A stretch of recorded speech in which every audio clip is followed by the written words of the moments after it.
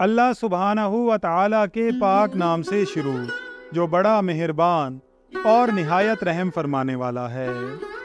ناظرین اکرام، ایک مرتبہ حضرت عمر رضی اللہ تعالیٰ عنہ کے زمانے میں ایک نوکر لڑکے نے اپنے مالک کو قتل کیا۔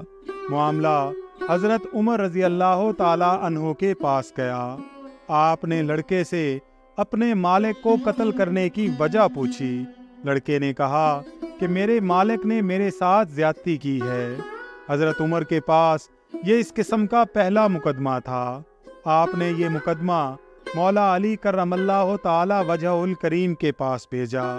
مولا علی نے بات سن کر فرمایا کہ آپ میرے پاس تیسرے دن آنا، آپ کا فیصلہ کروں گا۔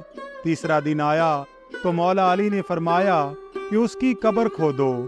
قبر کھودی تو اس مالک کی قبر میں اس کی میت نہ تھی۔